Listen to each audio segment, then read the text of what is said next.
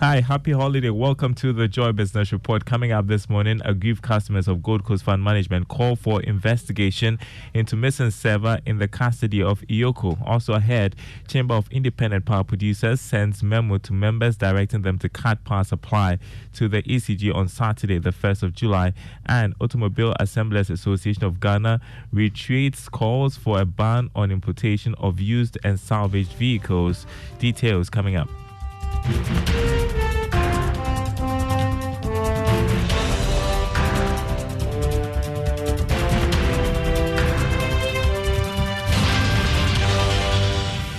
My name is Daryl Kwao. Thanks for being with us this morning. First up, the aggrieved customers of Gold Coast Fund Management have called for investigations into circumstances that led to a reported missing server containing data of customers of the collapsed company.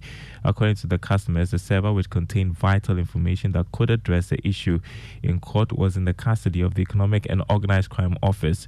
Speaking to Joy Business, the convener of the aggrieved customers of Gold Coast Fund Management, Charles Nyame, appealed to government to investigate the matter. We, the customers of Gold Coast Fund Management, calling on the government to initiate an immediate investigation in the activities of Iyoko over a missing server which contained valued over 3.5 billion belonging to Gold Coast Fund Management. The server has become very important in the determination of the liquidation case between the government and the Gold Coast Fund Management. And this liquidation case has been a condition to the payment of we, the customers of Gold Coast Fund Management, where the government has said and has remained it that unless it secures liquidation order, the monies belonging to Gold Coast Fund Management customers, which has been approved by the Parliament, will not be disbursed. You heard convener of the aggrieved customers of Gold Coast Fund Management, Charles Nyame.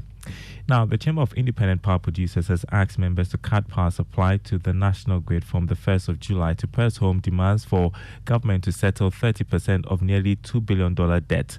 This according to an email from the Chamber to 6 members cited by Joy Business. The Chamber says it is determined to get results at all costs. The members include Sunona Sogli, Senate, Car Powership, Senpower, AXA, and Twin City Energy. Eli Klim Akpatogbo is CEO of the Chamber of Independent Power Producers. Thank you very much. Good evening to you and to your listeners. I think some few days or weeks back we have indicated the stress that we are going through, the frustration that we are going through in the selling our business, the sales for that matter. We are critically challenged, facing financial difficulties. We have made these challenges known to government, ECG for that matter, but have not received the needed attention. We indicated that we are unable to guarantee supply after June 30th, just because we do not have the resources to do so. You had Alec William Akpatogbo there. He's CEO of the Chamber of Independent Power Producers. Now, the Automobile Assemblers Association of Ghana has retreated calls on government to ban the sale of used and salvaged vehicles. According to President of the association, Jeffrey Opompepra, this is necessary to cushion the automotive sector and becoming a major contributor to Ghana's economic growth. He was speaking at the maiden edition of the Ghana Automotive Summit. There are a few provisions of the GADP still outstanding, and we call on government and ask the Ministry of Finance and the Ministry of Trade and Industry to assist and accelerate the implementation of these provisions as soon as possible to help and ensure the sustainable growth of our feeding industry. This includes binding of the sale of used cars older than 10 years, as well as stopping the sale of salvage vehicles, and then implementing the provision of the 35% duty on vehicles imported in the same category as those assembled locally. President of the Automobile Assemblers Association of Ghana, Jeffrey Opompepra. Now, government has been able to partly address the concerns of high interest rates in the country with support from development partners. This is through the introduction of innovative financial products with some of its partners. Now, speaking at the MAMA project on behalf of the Second Deputy Governor of the Bank of Ghana, Elsie Adoawaji, Assistant Head of Payment Systems at the bank, Clarissa Kudowu, assured that the central bank is supporting the government to promote low interest rates for smaller businesses. The National Financial Inclusion and Development Strategy was developed as government of Ghana's framework for driving financial inclusion in Ghana. The framework sets out to improve MSMEs' access to financial services, as well as accompanying measures to develop capacity of MSMEs to access and benefit from these services. The key constraint for MSMEs' access to finance, however, is the high interest rate charged by financial institutions. This has been partly addressed by the introduction of innovative products and services with the help of our development partners, so that MSMEs can have access to finance at competitive rates. You had Clarissa Kudo, who is Assistant Head of Payment Systems at the Bank of Ghana. Now, Deputy Minister of Trade and Industry, Dr. Stephen Amoah, has called on small and medium enterprises to engage in proper managerial practices to ensure growth. He advised that tracking of business activities and finances will enable business owners assess the performance of the operations and make critical decisions. The business money is not your money. Once you understand that, you move. But if the smallest challenge, you go and take money from your business money, you're collapsing the business. You can only spend from your profit. That is where you separate ownership from control. That is, if you have an accountant, you listen to your accountant. If you have a manager, human resource, whatever it is, you need to make sure that you are entirely different from the business you have set up yourself. That the business can grow out of well-defined systems. But if you think is your business and even your capital, you dip your hand into it, withdraw money from your capital, you're collapsing the business. Dr. Stephen Amoah is Deputy Minister of Trade and Industry.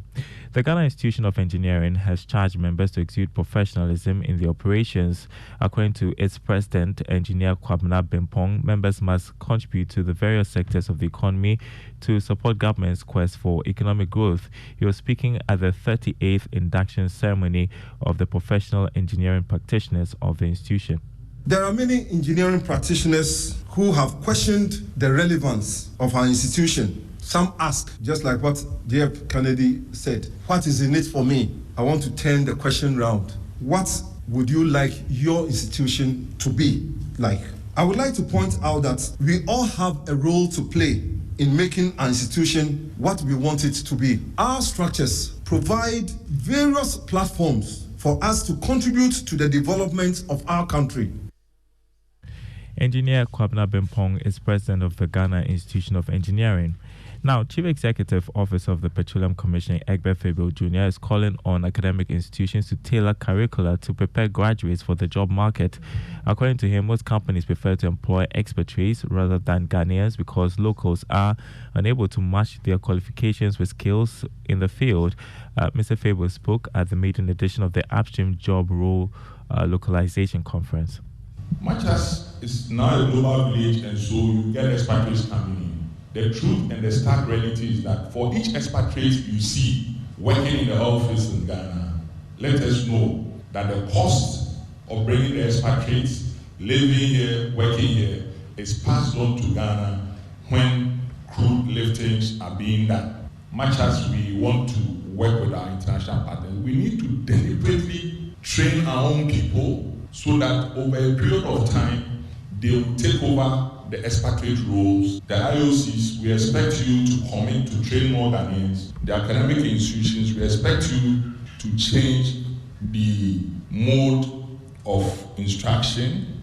We need more applied training. Only recently, last year, the Commission spent about 4 million Ghana cedis to train 150 young Ghanaians at no cost to them.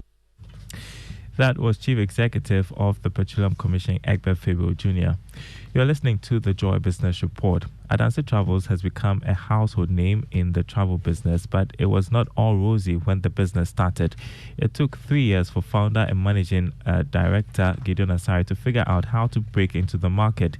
He shares insights as we continue to track the 10-year journey of the travel agency. Take a listen. That's on the 11th to the 18th of September. We are expecting 100 people and already 48 is gone. The team at Adanse Travels Limited are planning a tour of Europe as part of the travel agency's 10th anniversary. Gideon Asari started the business. He had come to like traveling himself, so when he returned to Ghana, he reached out to his friends and started to work towards establishing the travel agency. I realized that a lot of the case studies that was being used were not being done in Ghana. And so, personally, I didn't want to believe that the problem was with the market. I thought that problem was the products. So Ghanaians were not traveling because they were not getting. We're not making the agents. We're not making the travel easy for them.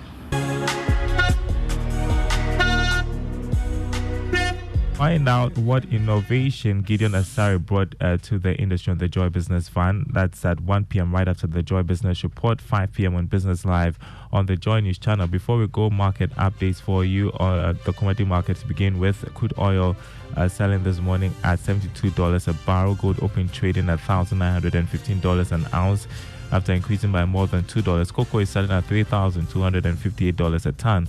On the currency market, the dollar going for 11 cedis 70 pesos on the forex or retail market. The pound going for 14 cedis 95 pesos, and the euro selling at 12 cedis 70 pesos. More news on our website, myjoyonline.com/business. My name is Daryl Kwao. Thanks for listening. The Super Morning Show continues with Nimwizi. Don't go anywhere. Thank you, Daryl. Thank you, Daryl. And please, this if you get meat, I'm around. If you are around the whole day, I'm around the whole day. I shall never forget you. I shall never forget you. No worries. Sure, definitely.